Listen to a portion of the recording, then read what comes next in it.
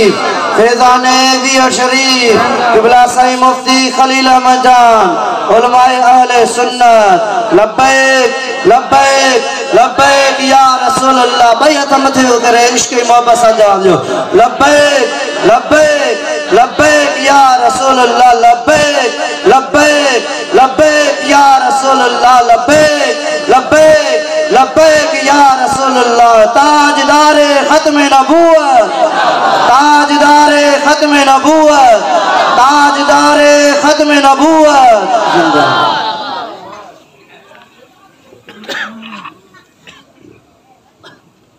अस्सलामु अलैकुम व रहमतुल्लाहि व बरकातुहू।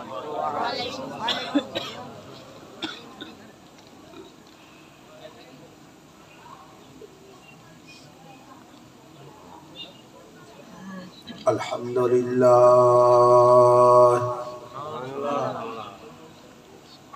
अल्हम्दुलिल्लाहि रब्बिल आलमीन वल आक़िबतु लिल मुत्तक़ीन। सुभान अल्लाह।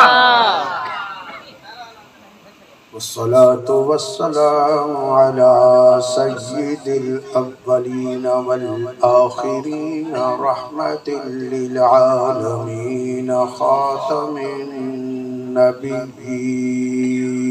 सुभान अल्लाह। वअला जमीइल अंबियाइ वल मुरसलीन वअलल मलाइकति वल मुक़र्रबीन।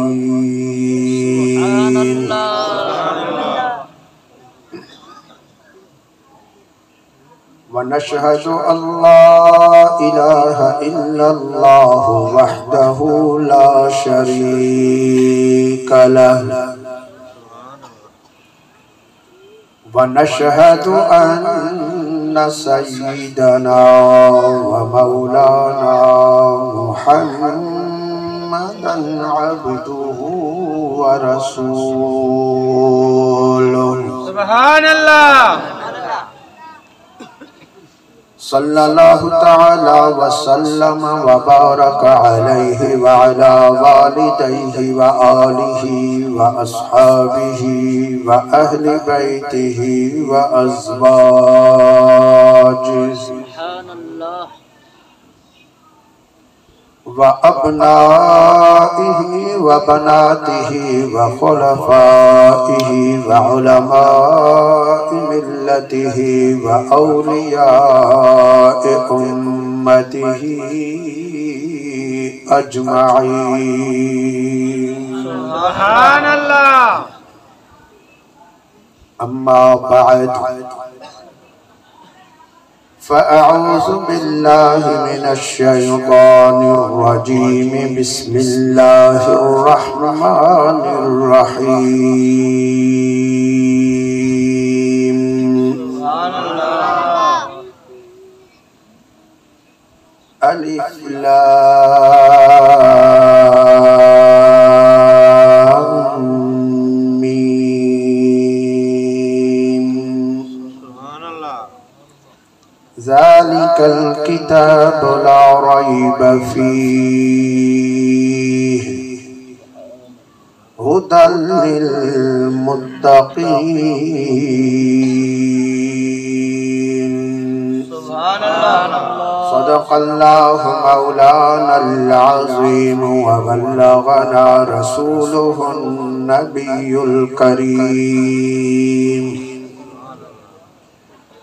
व नहनु अला ज़ालिका लमिनश शाहिदीन वश्शाकिरीन वज़्ज़ाकिरीन वल्हम्दुलिल्लाहि रब्बिल आलमीन। इन्नल्लाह व मलाइकतहु युसल्लूना अलन नबी या अय्युहल्लज़ीना आमनू सल्लू अलैहि व सल्लिमू तस्लीमा। लब्बैक अल्लाहुम्मा सल्लि अला सय्यिदिना व मौलाना मुहम्मदिन मअदिनिल जूदि वल करम व अला आलिहि व अस्हाबिहि व बारिक व सल्लिम। अस्सलातु वस्सलामु अलैका या रसूलल्लाह, अस्सलातु वस्सलामु अलैका या हबीबल्लाह, अस्सलातु वस्सलामु अलैका या रहमतल लिल आलमीन व अला आलिका व अस्हाबिका या शफीअल मुज़निबीन। तमाम तारीफ़ें अल्लाह करीम जल्ल जलालुहु के लायक है, जंहिं अॼु असांखे पंहिंजे क़ुरान करीम जी मुहब्बत ऐं अज़मत में हीअ प्यारी महफ़िल नसीब फरमाई आहे। ऐं अॼोकी इन महफ़िल में मोहतरम जनाब भाऊ डॉक्टर अब्दुल कादिर अशरफी साहिब जिनके साहिबजादे मोहतरम हाफिज अब्दुल फत्ताह हाफिज़हुल्लाह कुरान करीम के पंहिंजे सीने जे अंदर याद कयो, महफूज कयो। उन्हीं खुशी में एजाजी सनन दिस्तार बंदी कराई वेंदी। मुबारक जा लायक आहिनि मोहतरम जनाब हाफिज अब्दुल फत्ताह साहिब ऐं उन्हीं जा वालिदैन, भाइर, रिश्तेदार, जमायत वारा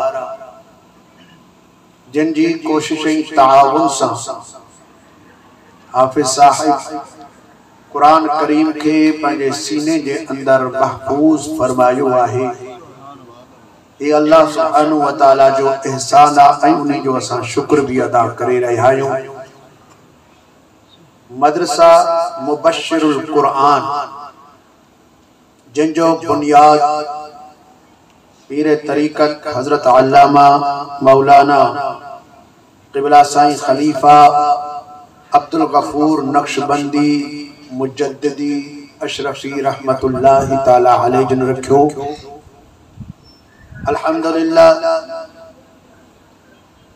उन कुरान करीम की खिदमत कई, दीन की खिदमत कई, पंहिंजे बच्चे के हाफिज़े कुरान बनाए साईं हाफिज नज़ीर अमन साहिब।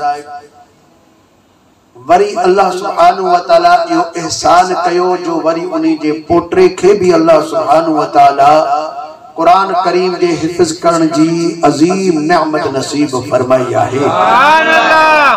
दुआ गुआयूं त अल्लाह सुब्हानहु व तआला कुरान करीम जो फैज़ इन्हनि जे नसब जे अंदर हमेशा जारी सारी फरमाए।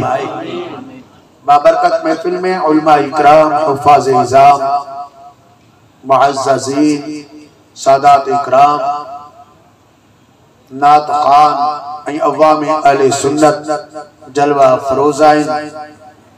दुआ गुआयूं उन्हनि साथियुनि जा जिन अॼोकी इन बाबरकत ऐं पुरवकार महफिल जो एहतमाम कयो आहे।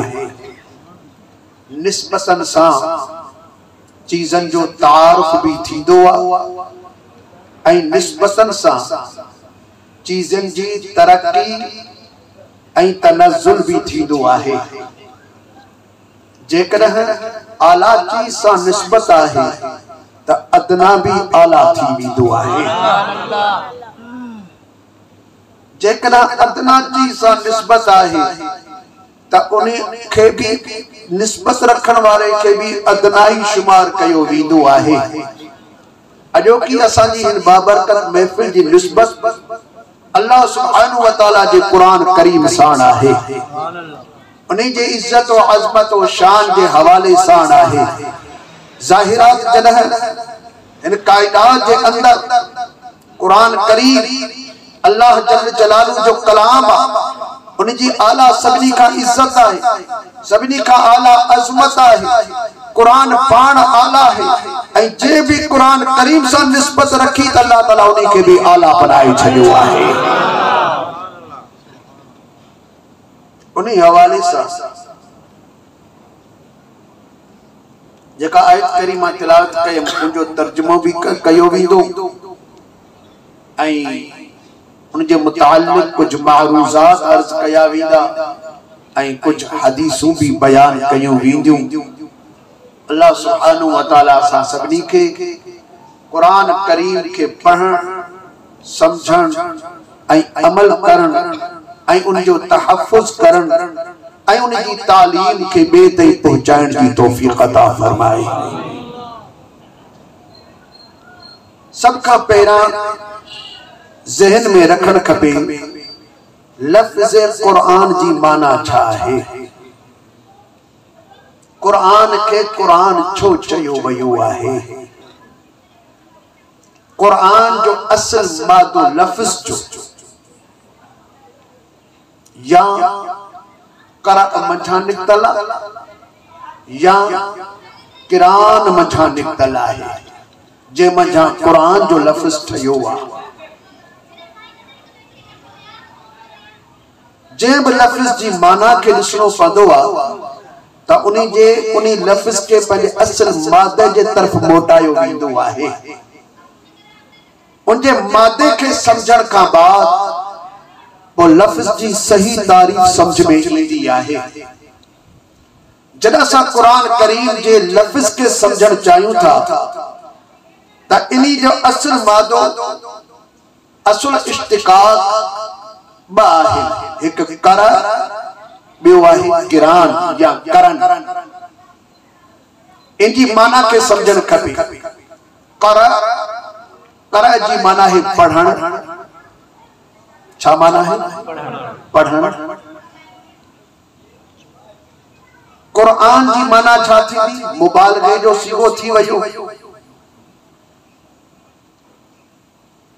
जिए रहमत जो मुबालगो रहमान आहे, सब खां वधीक रहम करण वारो। त कर जी माना पढ़ण, कुरान जी माना है सब खां वधीक जेको किताब पढ़जण वारो आहे।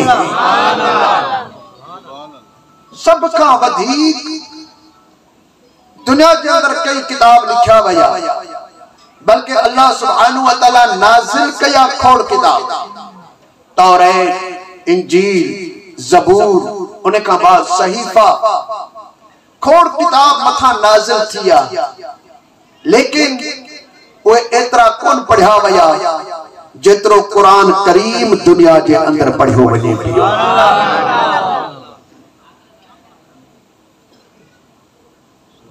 आम हालतन में कुरान पढ़ियो वने पियो, पर जॾहिं रमज़ान मुबारक जो महीनो अचे पो ॾिठो वञे तो कुरान कीअं पढ़ियो वेंदो आहे।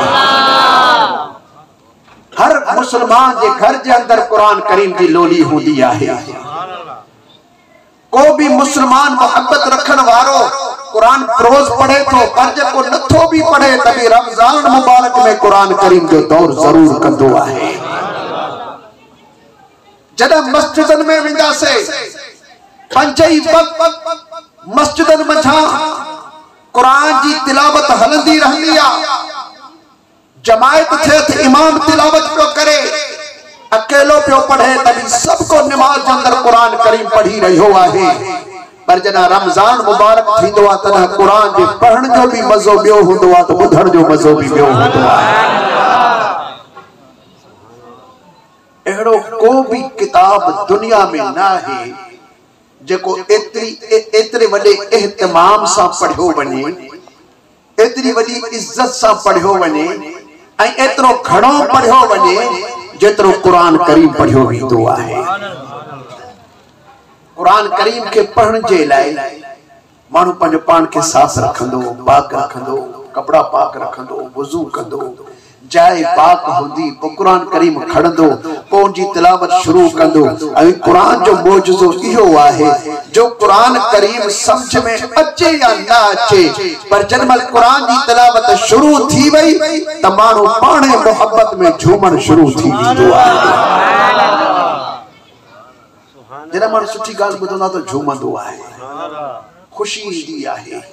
तो कुरान करीम जो मौजूदो समझ में नथो भी अचे, असा तर्जुमो न पढ़ियोसी, मसला रुको ज़ाहिर कुरान करीम पढ़ी रहा है, पर पढ़ण साण असन जिस्म पाने झूमण शुरू थी वेंदो आहे। ये केड़ी हस्ती असा के झुमाए रही आ, या कुरान करीम जी बरकत ही रहमत आहे जो असा जे जिस्म ही असा जे रूह के सुरूर पहुंची रहियो आहे। जो तिलावत करण वारो तिलावत भी कंदो रहे तो झूमंदो भी रहे थो। नारे तकबीर, नारे रिसालत, नारे तहकीक, नारे हैदरी, नारे पीर, फैजाने विहर शरीफ, क़िबला साईं मुफ्ती खलील। कुरान करीम के कुरान चेथो वने यानी सब का वधीक पढ़ण वारो किताब। गाल समझ में आई है? बी माना था ॾिसो। कुरान करीम जो बियो मादू आहे करण। करण माना मिलाइण या मिलण। छा मफ़हूम है? कुरान करीम जूं सूरतूं ऐं आयतूं हिक ॿिए सां मिलियल आहे। जॾहिं कुरान करीम जो तफ़सीर अवां पढ़ंदो, मुफ़स्सिरीन इकराम हर आयत जे तफ़सीर बयान करण खां बाद ॿियो तफ़सीर जॾहिं बयान कंदा आहिनि त इन तफ़सीर जे शुरू में ॿुधाईंदा आहिनि त हिन आयत जो मथी आयत सां कहिड़ो ताल्लुक़ आहे। ताल्लुक़ात आयात, हर आयत जो मथी आयत सां ताल्लुक़, हर आयत जो मथी आयत सां ताल्लुक़, हर कोई आयत जो अगली आयत सां ताल्लुक़। वरी ये थींदो थींदो जॾहिं सूरत इख्तिताम ते थींदी ऐं अॻी सूरत शुरू थींदी, वरी मुफ़स्सिरीन इकराम ॿुधाईंदा आहिनि त हिन सूरत जो मथी सूरत सां कहिड़ो ताल्लुक़ आहे, यानी मेलाप कहिड़ो आहे। ऐं उहे जॾहिं असां तफ़सीरनि जे अंदरि उनजा मेलाप ऐं ताल्लुकात पढ़ंदा आहियूं त असांजो रूह बाबहार थी वेंदो आहे, ईमान ताज़ो थी वेंदो आहे त अल्लाह जो क़ुरान जो सूरतूं आयतूं हिक ॿिए सां पाण में मिलियूं पयूं आहिनि। नंबर 2 मिलण जो मतलब है कुरान करीम मुसलमान सां मिलियल आहे, मोमिन सां कुरान मिलियल आहे। ॼमण खां वठी मरण ताईं, कब्र खां वठी क़यामत ताईं, मैदान महशर खां वठी जन्नत ताईं कुरान काथे भी साथ छॾींदो ई कोन्हे। कुरान काथे साथ छॾींदो ई न। नंढो बच्चो ॼमे, अज़ान चओ, कुरान जी तिलावत कयो, पीनो रखो, सुकून ऐं सुरूर अचेसि। वॾो थियो कुरान जे मुताबिक जो अमल करायो, कुरान की तालीम, तो कुरान पान पढ़े, तो कुरान साथ निभाए थो पंहिंजे पढ़ण वारे सां।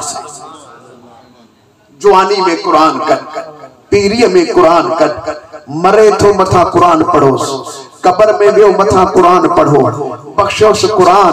ऐं जॾहिं क़यामत जो ॾींहुं थींदो तो कुरान पाणे हुनजी हिमायत कंदो, मदद फरमाईंदो आहे। तिरमिज़ी शरीफ जे अंदरि हदीस पाक हुज़ूर रहमतुल आलमीन सल्लल्लाहु अलैहि व आलिहि वसल्लम जिन इरशाद फरमाइन था, अस्सियाम वल कुरान यशफ़िआन लिल अब्दी यौमल क़यामह। जॾहिं क़यामत जो ॾींहुं थींदो त कुरान ऐं रोज़ो बानन जी शफ़ाअत शुरू करे ॾींदा। कुरान भी शफ़ाअत पियो कंदो ऐं रोज़ो भी शफ़ाअत कंदो। हदीस पाक में आयो, जॾहिं क़यामत जो ॾींहुं थींदो सब को माण्हू परेशान हूंदो ऐं वो गमगीन हूंदा, त उन्हीं वक्त में कुरान करीम सुहिणी सूरत में माण्हूअ जे साम्हूं ईंदो। तो कुरान करीम उनके चवेंदो, हल तारिफुनी, तू मुखे सुञाणी थो तो मां केर आहियां? तू मुखे सुञाणी थो मां केर आहियां? जो कुरान से मोहब्बत रखण वारो होंदो, तिलावत करण वारो होंदो, कुरान उन्हीं वठी ईंदो, पोइ उहो बानो चवंदो मां तुझी सूरत सां तोखे कोन थो सुञाणा, पर मां समझा थो अहिड़े मौके ते जाते भाव भाव खां जुदा है, माइट मिट हिक ॿिए खां जुदा है, ज़ाल मुड़स हिक ॿिए खां जुदा है, दोस्त करीब हिक ॿिए खां परे आहे। अहिड़े हाल में तू जो मूंसां मुखां पुछण आयो आहे ऐं तुंहिंजे पुछण मंझां मां अंदाज़ो लगाया थो त ज़रूर मुंहिंजी मदद करण जे लाइ आयो आहे, त पोइ मूंखे यकीन थो थिए त तू अल्लाह जो क़ुरान करीम आहे। मां तोखे त मुसहफ जी सूरत में ॾिठो हुओ, पन्नन जी सूरत में ॾिठो हुओ, अखरन जी सूरत में ॾिठो हुओ, पर हिन सुहिणी सूरत में तोखे मुंहुं न ॾिठो हुओ, पर तुंहिंजे पुछण सां मां अंदाज़ो थो लगाया त तू अल्लाह जो कलाम आहे। ओ अल्लाह जो कलाम चवंदो बेशक मां अल्लाह जो कलाम आहियां, मां क़ुरान करीम आहियां, हल त मां तोखे अल्लाह ॾे वठी हलां। हाणे हू चवंदो मूंखे तू अल्लाह ॾे वठी थो हली, छा तू मुंहिंजी उते सिफारिश कंदे? क़ुरान चवंदो मां आयो इन जे लाइ आहियां त तोखे अल्लाह वटि पहुचाए, तोखे आज़ादी ॾियारियां।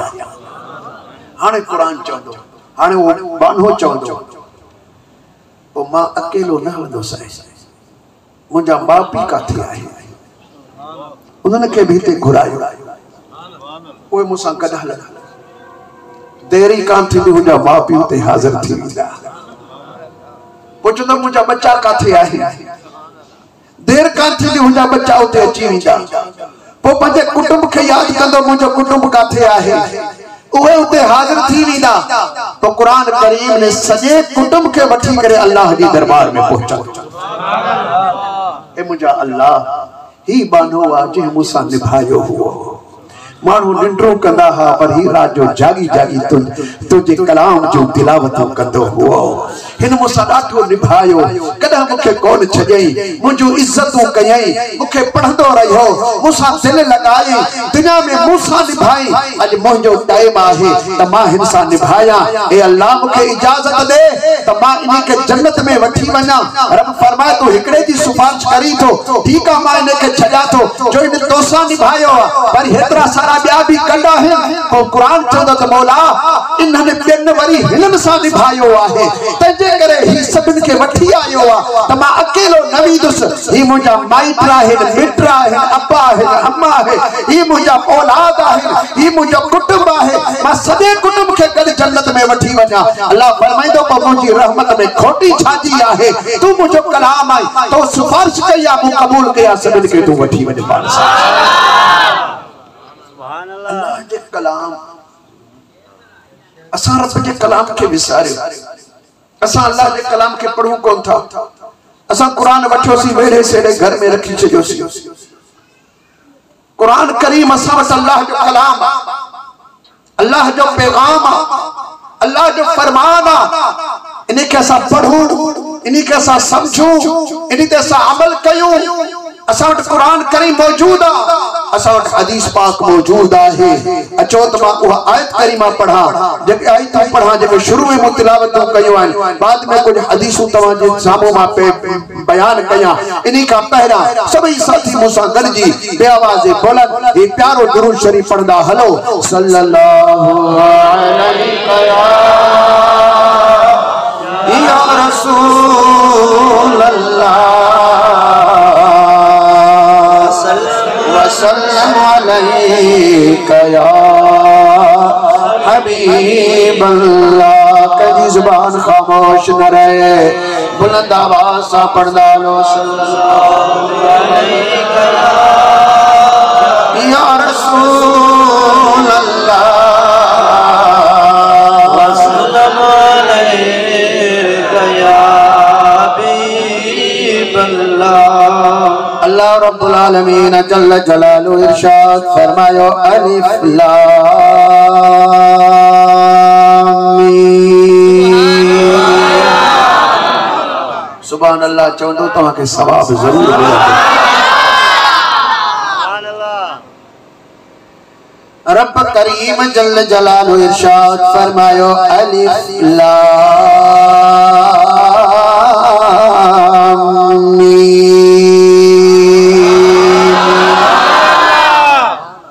टे हरफ अलग अलग बयान कया वया है। अलिफ अलग है, लाम अलग है, मीम अलग है। कंहिं बि तर्जुमे वारे इन्हे जी माना कान लिखी आहे, कंहिं बि तफ़सीर वारे कमा हक़हु इन्हे जी तफ़सीर बयान कान कई आहे। केतिरा ई मुफ़स्सिरीन इकराम इन क़ुरान करीम जे आयत मुबारक जो तफ़सीरूं बयान फरमाइनि पिया। मसलन अलिफ मंझां मुराद अल्लाह था वठन, लाम मंझां मुराद जिब्रील था वठल, मीम मंझां मुराद मोहम्मद करीम था वठल। यानी अल्लाह जे तरफा जिब्रील खणी मोहम्मद करीम वट कुरान आयो आहे। खोड़ मुरादू वठंदा है, केतिरियों ई तर्जुमनि जो मानाऊं मफ़हूम मुराद वठी रहिया है। अल्हम्दुलिल्लाह हिन फ़कीर जी लाइब्रेरी में 176 तफ़सीर कुरान करीम जा मौजूद आहे। सभिनी खे मूं खोले ॾिठो आहे, कंहिं बि जो कमा हक़ हो तफ़सीर कोन कयो आहे। सभिनी मुफ़स्सिरीन इकराम आख़िर में ज़रूर लिखियो आहे अल्लाहु अअलमु बिमुरादिही व रसूल। अल्लाह है उन्हीं जो रसूल, इन्हीं जी मुराद के सबका वधीक जानण वारा है ना। अलिफ मंझां मुराद चाहे सैयदना जिब्रील अलैहिस्सलाम हबीबन करीमन सल्लल्लाहु अलैहि वसल्लम जिने मथा कुरान करीम नाज़िल कंदो रहंदो हुओ, खणी पियो ईंदो हुओ। जॾहिं इहा आयत मुबारक अल्लाह सुब्हानहु व तआला जिब्रील खे ॾिनी, जिब्रील इहा आयत अलिफ लाम मीम वारी खणी वञ। सैयदना जिब्रील अलैहिस्सलाम हाज़िर ख़िदमत थी करे सलाम अर्ज़ कयो आहे। महबूबन करीमन सल्लल्लाहु अलैहि वसल्लम जिन सलाम जो जवाब इनायत फरमायो आहे। बिनी जानन जा सरदार सल्लल्लाहु अलैहि वसल्लम के जिब्रील करीम को अर्ज़ करे त क़िबला अज अल्लाह तबारक व तआला अहिड़ी त आयत मुखे ॾेई करे तव्हां जे तरफ़ मोकिलियो आहे जो अजीब आयत आला उन्हें जो मफ़हूम महबूबन करीमन फरमाया जिब्रील बुधा त सही। हजरत जिब्रील अलैहिस्सलाम अर्ज़ कयो त रब तो फरमाया अलिफ, पाण फरमायो त समझी वयो आहियां। वरी जिब्रील चयो लाम, महबूबन करीमन फरमायो फहिम तो समझी वयो आहियां। वरी जिब्रील चयो मीम, हबीबन करीमन फरमायो मां समझी वयो आहियां। हजरत जिब्रील अलैहिस्सलाम तवक्कुफ फरमायो, अर्ज़ पियो करे क़िबला मुखे समझ में कोन आयो। हुजूर सल्लल्लाहु अलैहि वसल्लम जिन इरशाद फरमायो जिब्रील तो कुरान न की पढ़ाइण जे लाइ ईंदो आहे, न की समझाइण जे लाइ ईंदो आहे। तू तन्यापो अल्लाह जो खणी ईंदो आहे। रब पाण मुखे पढ़ाईंदो बि आहे त समझाईंदो बि आहे। नारे तकबीर, हथ मथे करे नारे रिसालत, नारे तहकीक, नारे हैदरी, तुझो पीर मुझो पीर। अल्लाह रब्बुल आलमीन जल्ल जलालहु इरशाद फरमायो ला तुहर्रिक बिही लिसानका लितअजल बि। ओ मुंहिंजा सोना जना सा कुरान करीम नाज़िल कयो था, जिब्रील अलैहिस्सलाम जना कुरान पढ़े थो त तव्हां बि उन्हीं सां गॾु पढ़ी रहिया आहियो। सोना तकड़ न कयो, पंहिंजे लबन मुबारकन खे तकलीफ़ न ॾियो। तकड़ी में कुरान करीम न पढ़ो। ला तुहर्रिक बिही लिसानका लितअजल बि। तकड़ कंदे पंहिंजी ज़ुबान खे तकलीफ़ न ॾियो जो कुरान पढ़ो था। इन्न अलैना जमअहु व क़ुरआन। सोना तमा के यो खदश हुआ मता कुरान करीम जो लफ्ज रहजी न बने पर असा तमा सा अहद कर रहियो इन्ना अलैना जमअहु व कुरान कुरान करीम के गद करण भी असा जो जिम्मो हुआ ऐ कुरान करीम के पढ़न भी असा जो जिम्मो है बधाई दे आवाज के बनी अल्लाह सुब्हानहु व तआला इरशाद फरमायो इन्ना अलैना जमअहु व कुरान फइज़ा क़रअनाहु फत्तबि' कुरान जदा असा कुरान पढ़ी पूरो कयो यानी जिब्रील पढ़ी बस करे तो तवा कुरान पढ़ो फइज़ा क़रअनाहु फत्तबि' कुरान सुम्मा इन्ना अलैना बयान अल्लाह सुब्हानहु व तआला इरशाद फरमायो जिब्रील पढ़ी बस करे तो तमा कुरान पढ़ो बस जिब्रील जो कम कुरान पढ़ना ऐ तमा उन्हीं के बाद पढ़ दो सुम्मा इन्ना अलैना बयान तमा जदा पढ़ दो तपो इन्हीं जो बयान ऐ मफहूम ऐ मतलब वो असा जे जिम्मेया असा पाण तमा के समझाईदा से जिब्रील महबूबा करीमा जो उस्ताद ना है जिब्रील पैगाम खड़ी अचण वारो आहे जिब्रील पैगाम खड़ी आया महबूब सल्लल्लाहु अलैहि वसल्लम ने अल्लाह ताला जो पैगाम बुधो पढ़ाइण वारो अल्लाह समझाइण वारो अल्लाह रब करीम जल जलालहु इरशाद फरमायो अर्रहमान अल्लमल कुरान ओ रहमान आज पाण कुरान सिखारियो आहे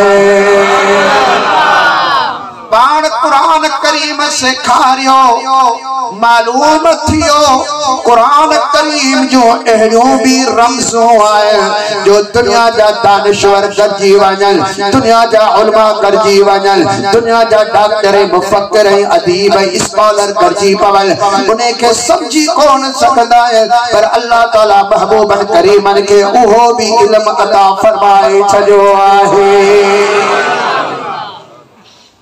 सर इल्म अल्लाह सुब्हानहु व तआला कुरान में नाज़िल फरमायो है अल्लाह सुब्हानहु व तआला फरमाता नज़्ज़लना अलैकल किताब तिबयानल लिकुल्लि शै असा एड़ो किताब तवाने मथा नाज़िल फरमायो है जेको हर शै के जाहिर करण वारो आहे हर शै के जाहिर करण वारो आहे हर चीज जो जिक्र ने कुरान करीम के अंदर मौजूद है वला रत्बिम वला याबिसिल इल्ला फी किताबिन मुबीन न सुकी चीज न आली चीज पर हर शय जो जिक्र ने किताब मुबीन कुरान करीम के अंदर मौजूद है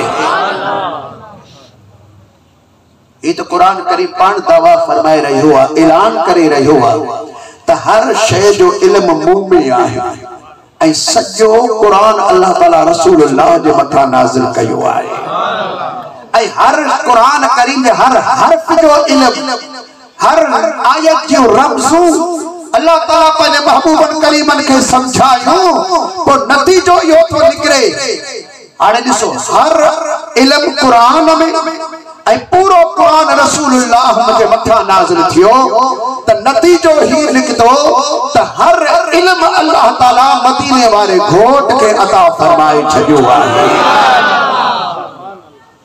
इनी कई इल्म गैब चयो वींदो आहे अताई इल्म गैब अल्लाह ताला पंहिंजे सुहिणे महबूबन करीमन के इल्म गैब अता फरमायो आहे ऐं हर इल्म अता फरमायो आहे छो जो कुरान करीम में हर शय जो जिक्र आहे जा भी शय आहे उन्हीं जो जिक्र कुरान करीम में वो सबको पंहिंजे इल्म आहे उन्हीं कुरान करीम जा उन शय जो जिक्र समझी सके तो कढी सके तो हुजूर रहमतुल आलमीन सल्लल्लाहु अलैहि व आलिहि वसल्लम जन सय्यदना अब्दुल्लाह इब्न अब्बास रज़ी रदियल्लाहु ताला अन्हुमा अभी बन करीम जा सौतरा है उन्हन के गड बिहारियो ऐ अल्लाह दी दरबार में दुआ घुरियो अल्लाहुम्मा अल्लिमहुल किताब ए मुझा अल्लाह मुझे हिन सौत अब्दुल्लाह के कुरान करीम जो इल्म अता फरमा।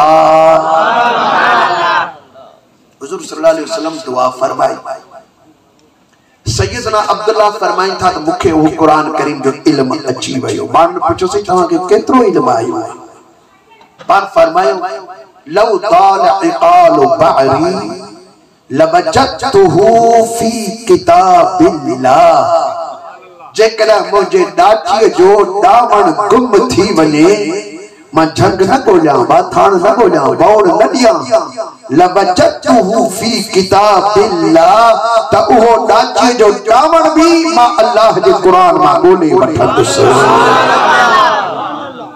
हालांकि जाहिर में सजो कुरान पढ़ो डाची जे दामन जो जिक्र ही कोनी तो लेकिन ही कुरान करीम के अंदर अल्लाह ताला हर शय जो जिक्र रखो हुआ सुभान अल्लाह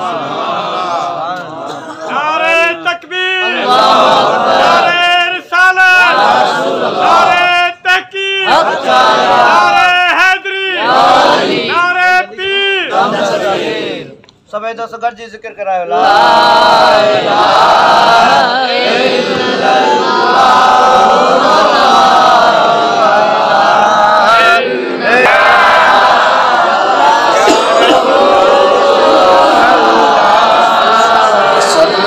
इल्लल्लाह या हबीब अल्लाह या बुलंद आवाज़ सल्लल्लाहु अलैहि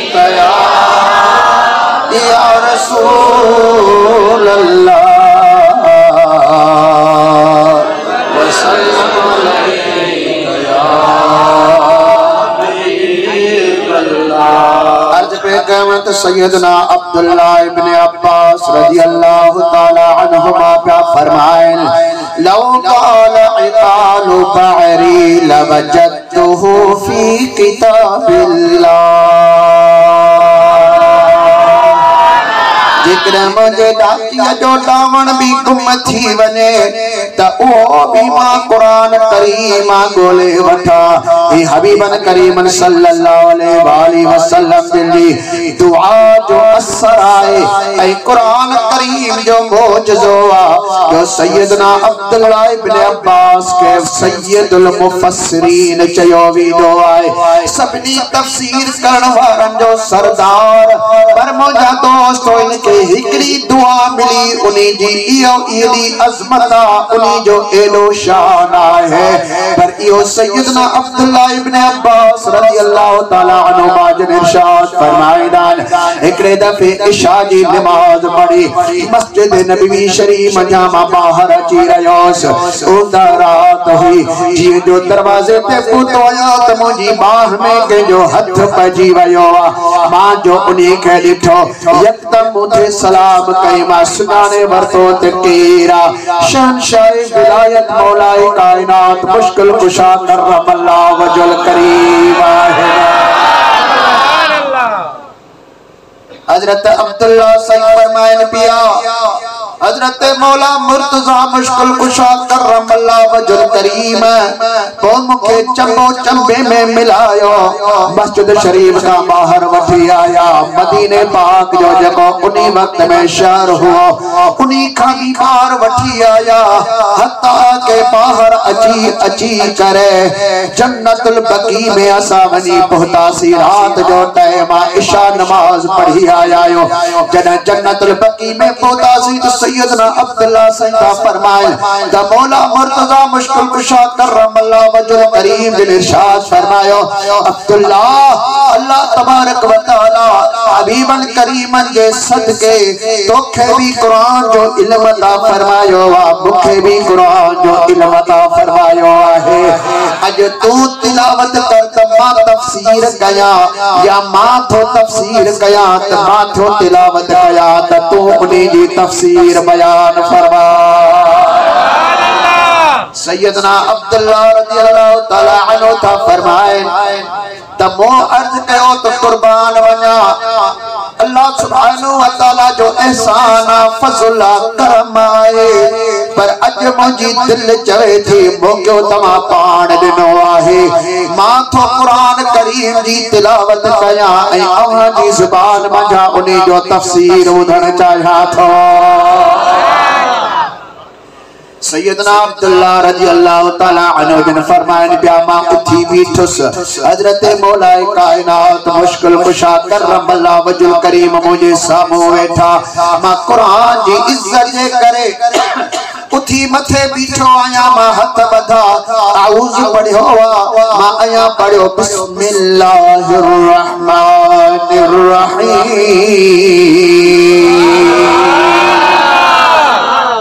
बिस्मिल्लाह वो बस पढ़िया अते तिलावत ही कान कया हजरत मौला मुर्तजा मुझे बाह में हाथ देई करे इशारो कई देते वे है मां बैठ जपान फरमायो इहाई आयत खोड़ आहे तो बिस्मिल्लाह पढ़ी बिस्मिल्लाह भी कुरान करीम आहे हाने वेत मां तोखे बुधाया तो बिस्मिल्लाह जी तफसीर छा है।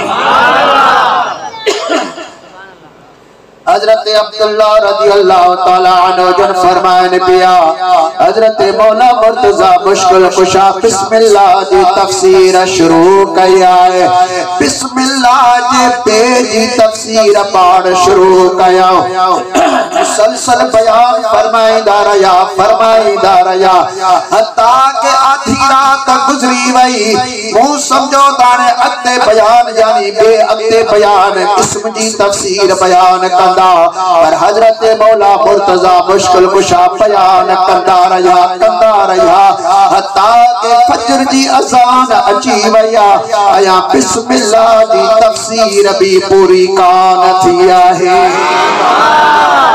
हथ मथे खड़ी करे आया हिकड़ो दफो बुलंद आवाज सा हजरत मौला मुर्तजा मुश्किल कुशा बिस्मिल्लाह जी भी तफसीर पूरी बयान कान फरमाए फजर जी अज़ान अची वई आहे हजरत अब्दुल्लाह रज़ी अल्लाह तआला अन्हु जन फरमाइन पिया तमा हैरान थी वस अर्ज कयम क़िबला तमा वट केतरो तफसीर आ केतरो कुरान जो इल्म आहे पाण इरशाद फरमायो जे कदा मां बी रात तफसीर बयान कया त्री रात तफसीर बयान कया तो बुधंदो रही कभी बिस्मिल्लाह जी तफसीर पूरी थियण वारी कान्हे का। हजरत लाल लतीफ सरकार से रहमतुल्लाह तआला अलैहि इरशाद फरमायो त किरोड़न किताबन में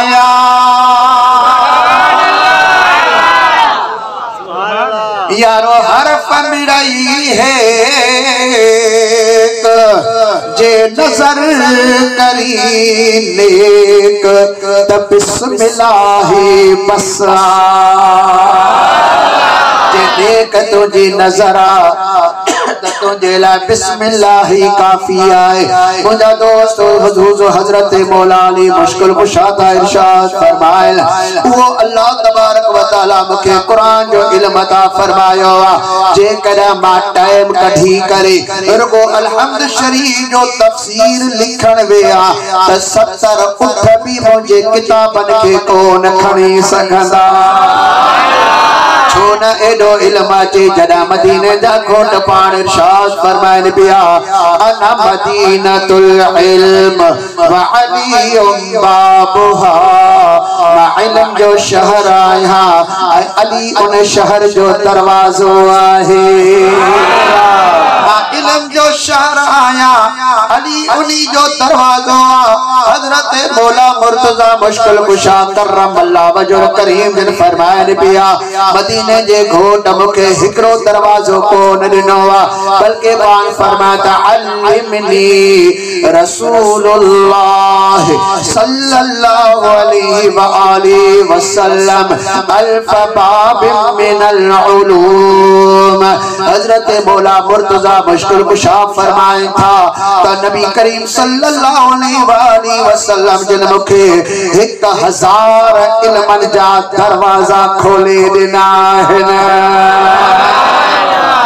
फरमाए फरमान पाक मां जब दरवाजे के अंदर वञा थो वरी मुखे हिक हजार दरवाजा हिकड़े दरवाजे में नजर अची रहा है। इता अंदाजो लगायो हजरत मौला मुर्तजा मुश्किल कुशा के अल्लाह तबारक व तआला हबीब करीम जे वसीले सा केडो न वडो इल्म अता फरमायो है। तंजे करे मौला मुर्तजा मुश्किल कुशा करम अल्लाह वजल करीम जिनका शरीयत जो इल्म भी जाहिर थियो तरीका जो इल्म भी जाहिर थियो हकीकत और मारिफत जो इल्म भी जाहिर थियो। उलमा चवंदा है त अली असा जो उस्ताद है, फुकरा चवंदा है त अली असा जो मुर्शिद है, सूफिया इकराम चवंदा है त अली असा जो रहनुमा है, बल्कि मुकर्रबीन कुरूबीन ओहे भी चवंदा है त अली असा जो शहनशाह। इन्हीं जे करे त मदीने वाले घोटे दान फरमायो मैं कुंत मौला फहासा अली मौला जो मां मौला है त अली भी उन्हीं जो मौला है। अब मुश्किल कुशा के मौला समझदा आयो न सभी मनीदा आयो तो मौला अली है असा जो सबनी जा पान सरदार आइन सबनी जा पान मुर्शिद आइन आलम जा उस्ताद आइन अर्ज कयम तमा सालिकन जा पान मुर्शिद आइन सूफिया इकराम जा पान रहनुमा आइन ए भी कुरान करीम जो ही सजो फैज आए। अल्लाह सुब्हानहु व तआला कुरान करीम के अंदर वो फैज रखियो आ। कुरान करीम जो जाहिर भी आ, कुरान करीम जो बातिन भी है, कुरान करीम जो जाहिर के जिनवर तो याद कयो ने के हाफिजुल कुरान चयो वेंदो आहे, आलिम दीन चयो वेंदो आहे। जन कुरान करीम जे रमज़न के समझो उन्हीं जी हिफाजत कई उन्हीं के सूफिया इकराम औलिया अल्लाह चयो वेंदो आहे। यानी सजो फैज कुरान करीम जो आलमन वट भी कुरान जो फैज, बुजुर्गन वट भी कुरान जो फैज, हाफिजन वट भी कुरान जो फैज। इन्हीं चलत अल्लाह सुब्हानहु व तआला पानी इरशाद फरमायो इन्ना नहनु नज़्ज़लना ज़िक्र व इन्ना लहू लहाफ़िज़ून।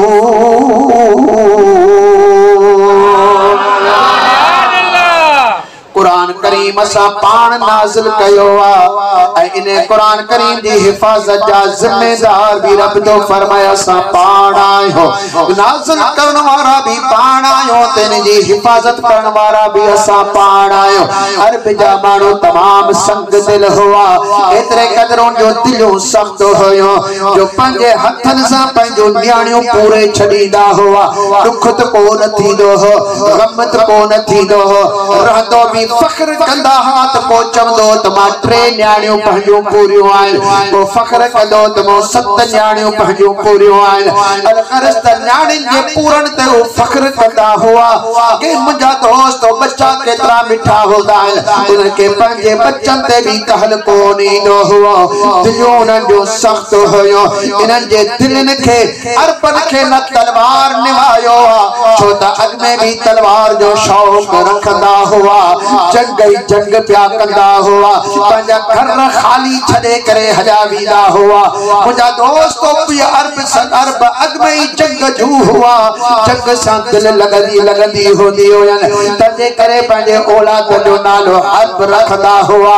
हर्ब जी माना इहा आहे जंग तंहिंजे करे अॻ में ई जंग जू हुआ तलवारनि खां कोन ॾिना भालनि नेज़नि खां कोन ॾिना हुआ जो टिजी करे उन्हनि ईमान आंदो बगालियो हुयो एक हबीबन करीम जो अखलाक मुबारक हुआ जो कुरान करीम जो मौजज़ो हुआ। नारे तकबीर नारे रिसालत नारे तहकीक नारे हैदरी नारे पीर मैदाने दियर शरीफ इब्राहिम साईं मुफ्ती साहब लब्बैक लब्बैक लब्बैक या रसूल। कुरान करीम नाज़िल थिया हुज़ूर सल्लल्लाहु अलैहि वसल्लम कुरान करीम जो तिलावत कंदा रहिया। असां त पंहिंजा मोमिन मुसलमान गॾु करे तिलावतूं था कयूं उनखे कुरान ॿुधायूं था पर हुज़ूर रहमतुल्लाह आलमीन सल्लल्लाहु अलैहि वसल्लम काफिरन के गड करे कुरान पढ़दा हुआ ऐं सनन पढ़ण जो वो अंदाज हुओ। शुरू में तो को चवण लगो तो जादू आ, को चवण लगो तो मंत्र है, को चवण लगो तो जिन्न थो बुधाए, पर आखिर सभी के मञणो पयो तो न जादू आ, न मंत्र आ, न जिन्न है, ये अल्लाह जो पाक कलाम है। रहमतुल्लाह आलमीन सल्लल्लाहु अलैहि वसल्लम जे पढ़ण जो अंदाज भी एड़ो हुंदो हो। अल्लाह जो कलाम वरी रसूलुल्लाह जी जुबान हो जे छातो समझो उन प्यारी जुबान सा जना कुरान दी तिलावत एक दफे पाक काबे करीब जे सामू मक्के जे माण्हुनि खे गॾु कयूं ऐं उन्हनि जे आॾो सूर नजम शुरू कयूं। जॾहिं वन नजम शुरू कयूं सभु काफ़िर गौर सां ॿुधंदा रहिया। जॾहिं नजम सूरत पूरी थी हुजूर सल्लल्लाहु अलैहि वसल्लम सजदो कयो, सभई काफ़िर महबूबन सां गॾु अल्लाह के आॾो सजदे में गिरी पिया हुआ। अहिड़ो त अंदाज़ महबूबन करीम जे पढ़ण जो हो। तो काफिर एक बे के चवंदा तो कुरान न ॿुधो जो, गोड़ कयो, शोर कयो, न ॿुधो जो कुरान, जेको ॿुधे थो सो काबू थी थो वञे। तो माण्हू डिॼंदा हुआ पंहिंजे सरदारनि खां। हुजूर सल्लल्लाहु अलैहि वसल्लम जे कुरान ॿुधण जे लाइ न ईंदा हुआ, पर रात जो चोरी माण्हू पंहिंजे घरां निकिरी हुजूर सल्लल्लाहु अलैहि वसल्लम जे हवेली पाक जे ॿाहिरां दरवाज़े ते बीही मिठे महबूबन करीम जो तहज्जुद में कुरान पढ़ण ॿुधंदा हुआ। हिकिड़े दफ़े अबू जहल, अबू सुफियान ऐं उमय्या बिन खल्फ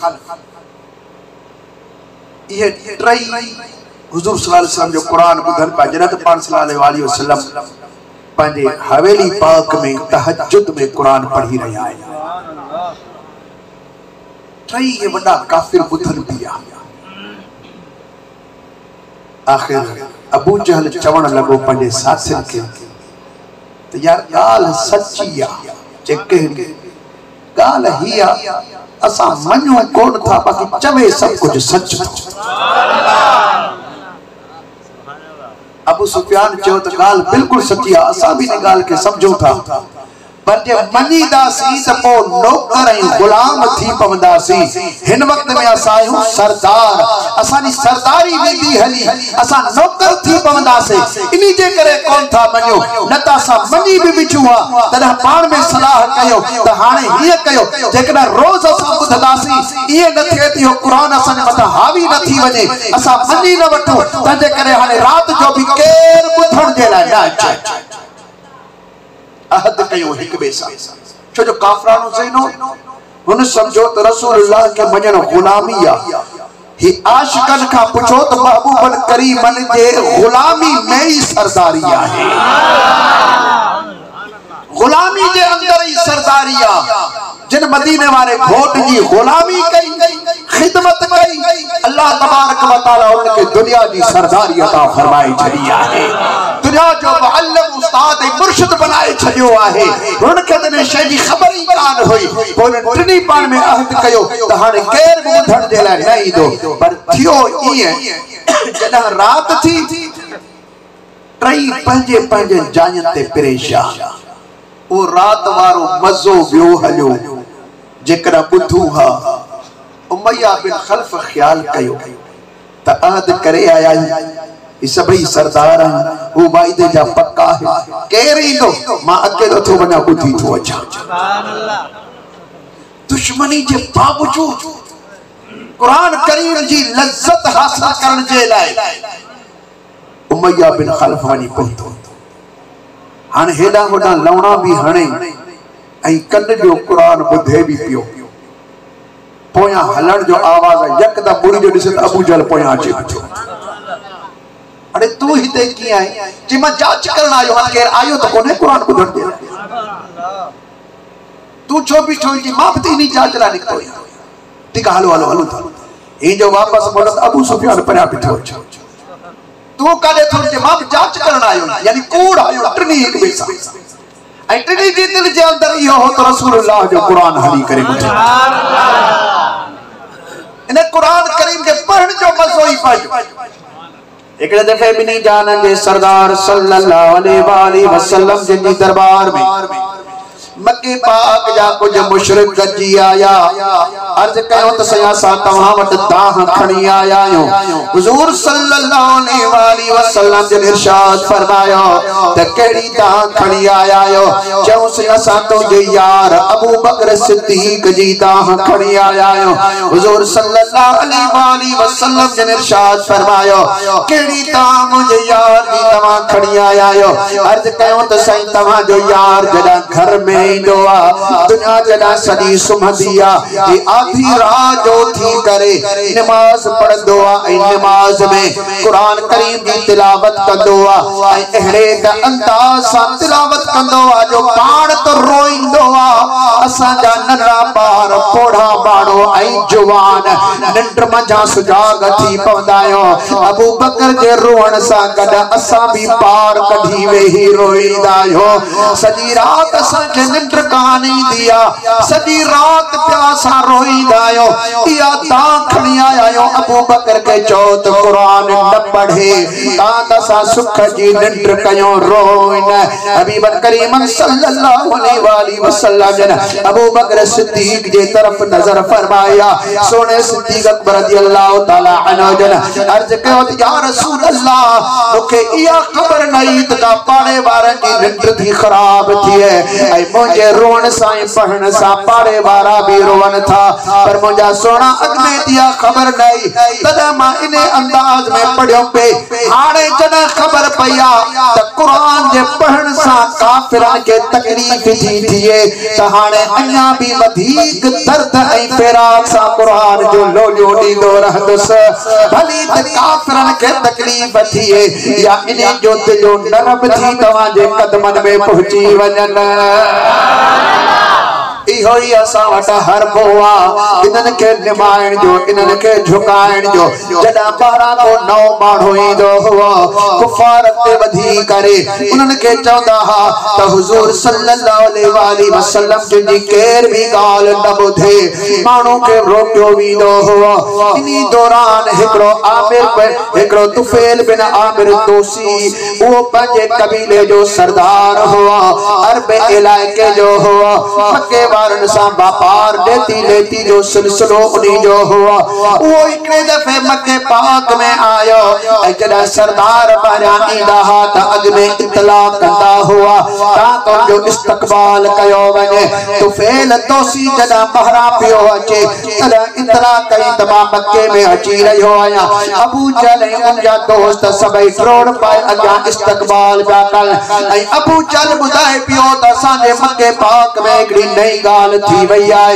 एकड़ो शख्स आए आहे असा जो माइट मोहम्मद करीम उनी जो नालो आए वो कुरान पढ़दो आए मानुन के कुरान जे पढ़न सा निभाए छजो दस मानुन पांजा दीन छडे देना पांजा मजहब छडे देना पांजा तरीका छडे देना है उनी जे पोया हली रया है तो मक्के पाक में त अची थो पर कदा उनी सन सामो न थी जाए अख अख में न मिलाए जाए उनी जी गाल न बुध जाए छो जो केर बुधदो कलाम तभी पंजो मजहब छदे वींदो आ जेकर उनी सा सामो रूबरू थी पवंदो आ अख अख सा मिलाईंदो आ त ओ भी पंजा मजहब मसलक छडे ॾींदो आहे मुंहिंजा दोस्तो अवो तुफैल दोसी के जदा एड़ियूं गालियूं ॿुधायूं वयो तुफैल के वठी करे अबू जल पंहिंजे घर आयो पंहिंजे कमरे में रहायो अबू जल बाहर कढे भी कोन पियो इते वेहो तव्हां के माण्हू सभई इते मिलाईंदासीं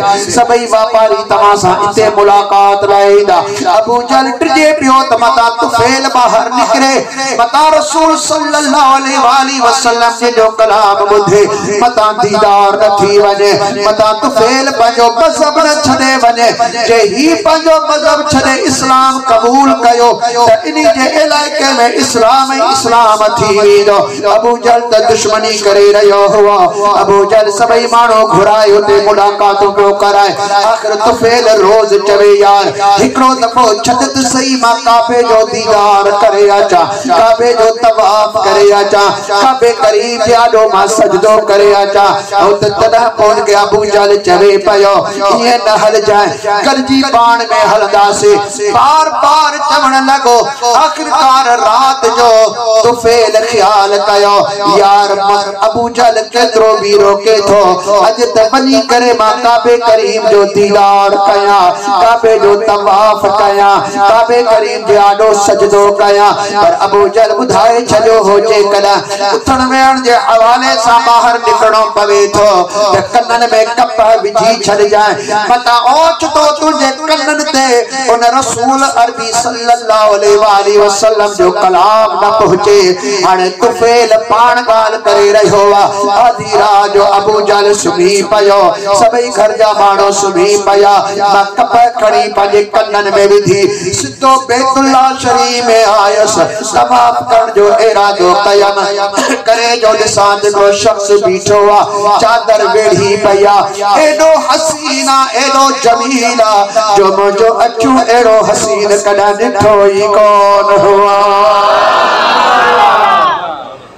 वो त प्यारो हुस्न जमाल हुओ।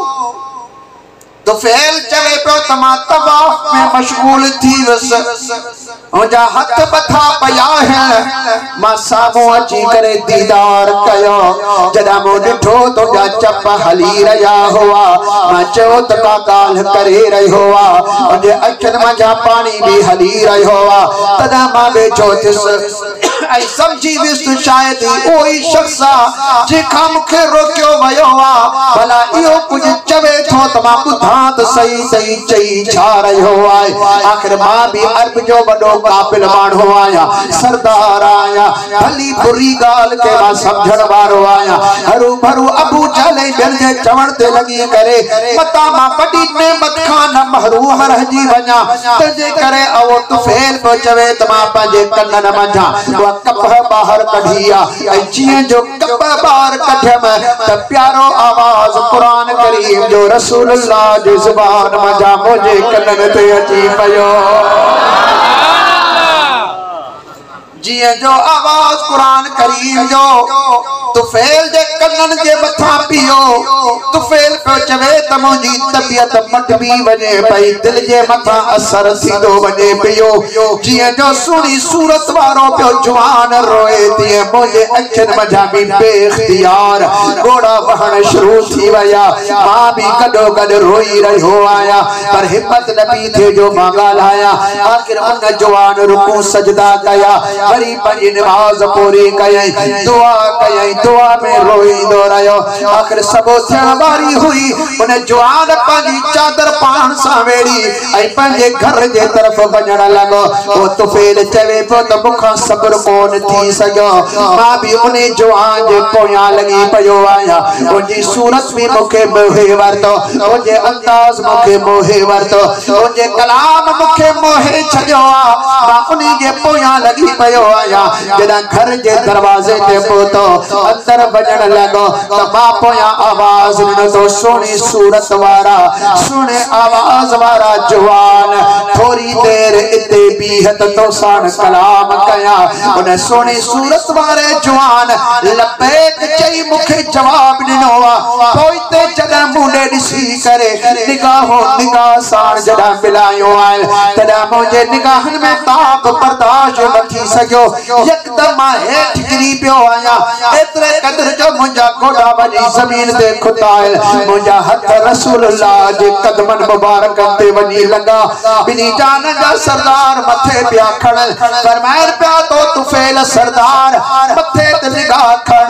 छा छाजे करे तो मुखे सॼो आ पंहिंजो मक़सद बुधा बुधा अर्ज पियो करे क़िबला से मां केड़े हाल बुधाया केड़े अंदर जो तमाम साण गालियूं कया दुनिया वारन तो मुखे खणो ही रोकियो हुओ ओ पंहिंजो पान के बंद कयो एक त तमाम जे आवाज मुखे मोयो ई सूरत में ते मां शिदा थी पियस वरी जो हिन वक्त में तमाम कंध फेरायो अख अख साण मिलाई अथव ओ मुंहिंजा सोना मुंहिंजा दीन धर्म सभई रहजी वया हाणे अल्लाह जे वास्ते जे तव्हां के इहो कुरान ॾिनो आ उन्ही जे सदके मूंखे उन्ही जी मार्फत अता फरमायो सैयदना आमिर सैयदना तुफैल बिन आमिर दोसी रहमतुल्लाह ताला अलैह हबीबन करीम जी दरबार में अर्ज पियो करे क़िबला तव्हां जी सूरत मोयो तव्हां जे आवाज अंदाज मोयो मदीने जे खोट सल्लल्लाहु अलैहि वसल्लम जन इरशाद फरमायो तुफैल वरी पंहिंजी नज़र त मथे खण हिकड़ो दफ़ो तमुने वरी बीहर निहार तुफैल पियो अर्ज करे क़िबला कीअं तव्हां जे तरफ निहारियां जो उकाबील अखिन में सोना तो खेत खातीर साजन इनी सिंगसी पटियाई घना फकीर बियो ममार जमीर तो जो पहरियो ही पूरो लगो मथे खड़ी करे सोना तव्हांजी पहिरीं निगाह ही मूंखे घाए छॾियो आहे ॿी निगाह खणण जी मूं में ताक़त ई कान्हे का इन्ही जान जे सरदार सल्लल्लाहु अलैहि वसल्लम जल इरशाद फरमायो त तुफैल हाणे कलमो पढ़ ला इलाहा इल्लल्लाह मुहम्मदुर रसूलुल्लाह सल्लल्लाहु अलैहि वसल्लम हजरत तुफैल पे अर्ज करे त क़िबला साईं मां ताने मोमिन थी वियो आया मां पंहिंजी कौम जो सरदार आया सबू जो मां पंहिंजी कौम जे तरफ वेंदुस मां उन्हनि खे तबलीग कंदुस तव्हां जो ॻाल्हियूं मां उन्हनि खे वञी ॿुधाईंदुस उन्हनि खे मां तव्हां जी दरबार में वठी ईंदुस पर मुंहिंजे लाइ का निशानी कयो मूंखे का अहिड़ो मौजज़ो अता फरमायो दुनिया ॾिसे त एतबार भी मुंहिंजी ॻाल्हि ते करे हुज़ूर रहमतुल आलमीन सल्लल्लाहु अलैहि वसल्लम अल्लाह तबारक व तआला ने हथ खया ओ मुंहिंजा रब करीम हिनी जे लाइ का निशानी नाज़िल फरमा ओचतो उन तुफैल जी पेशानीअ में नूर चमकी पियो जंहिंजी रोशनी दीवारनि खे मुनव्वर करे रही हुई तुफैल अर्ज करण लॻो क़िबला साईं ही एॾो वॾो नूर आहे एॾी वॾी रोशनी आहे मतां मुंहिंजा रिश्तेदार ऐं मुंहिंजे ॻोठ वारा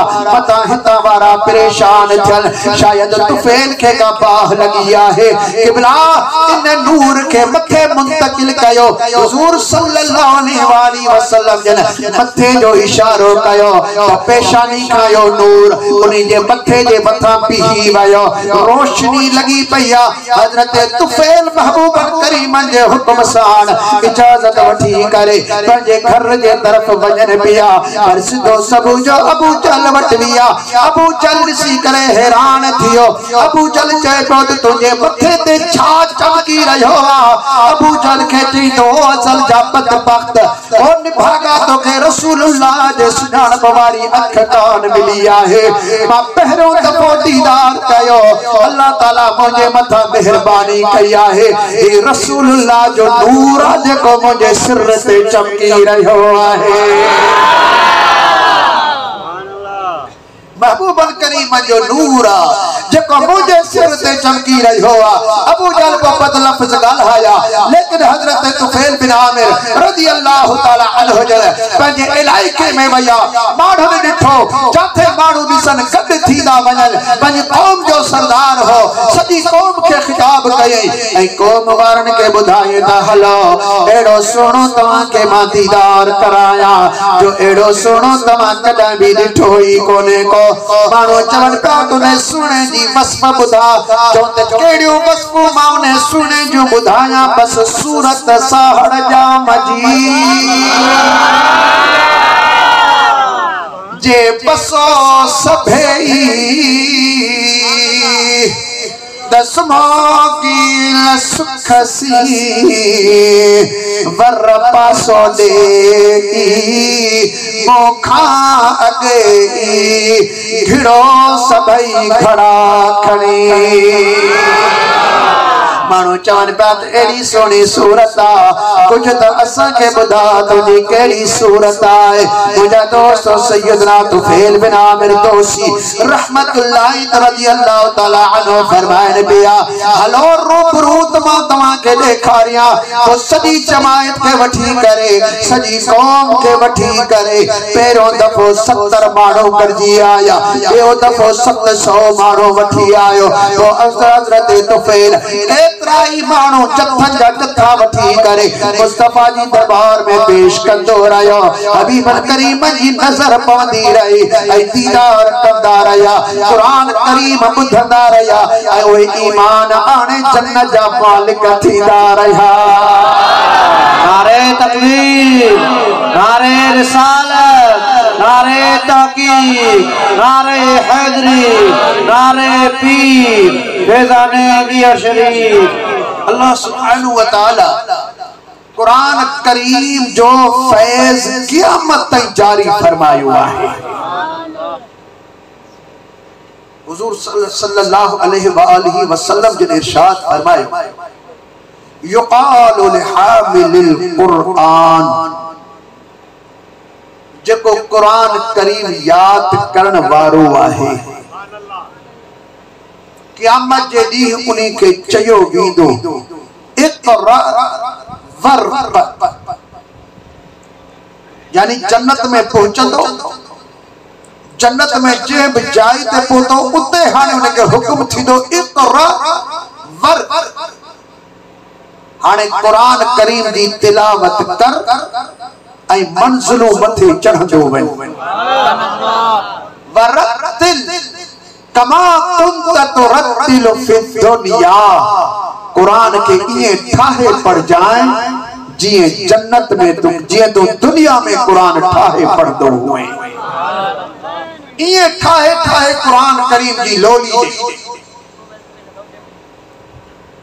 हुजूर सल्लल्लाहु अलैहि वसल्लम फरमाए उन्हें के हुक्म थी दो हु कुरान पढ़ दो शुरू कर दो उनके चयो दो फ इन मंजिलक इंद आखिर आयतिन तकराउहा तुझी मंजिल उते आहे जेका आखिरी आयत तोखे याद आ जेका पढ़ी पूरी कंदे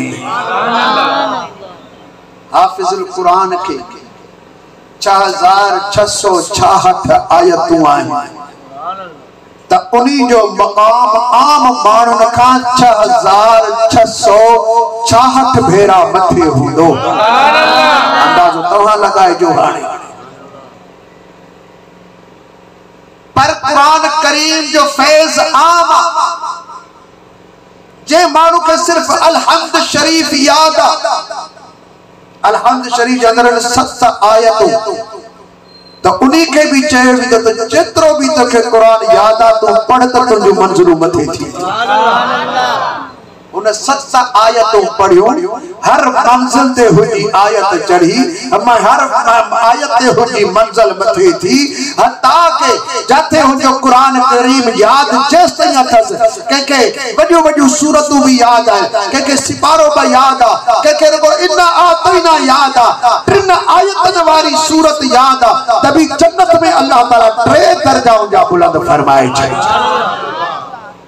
तने करे हुजूर सल्लल्लाहु अलैहि वसल्लम फरमायो जे सीने जे अंदर कुरान ना है उन जो सीनो उन घर वांगुरा जेको वीरान ही वीरान आहे तने करे पंहिंजे सीने के वीरान न कयो अल्लाह जे कुरान के याद कयो जितरो भी तमा याद करे सगो तमा के 5 सूरत याद है 6 सूरत के याद करने की कोशिश कयो जेका तमा के सिपारो याद आहे अधिक तमा याद करने की कोशिश कयो कुरान करीम पढ़दा रहो समझदा रहो हुजूर रहमतुल्लाह अलैहि सल्लल्लाहु अलैहि वसल्लम ने इरशाद फरमायो सैयदना अबू हुरैरा रावियन पर फरमायत मुके महबूबन फरमायो या अबा हुरैरा तअल्लमल कुरान व अल्लमहु नास वला तज़ालु कज़ालिका हत्ता यातीकल मौत ओ मरने में खड़ी तई कुरान सिखंदो भी रह ते ॿियनि खे सेखारींदो भी रह।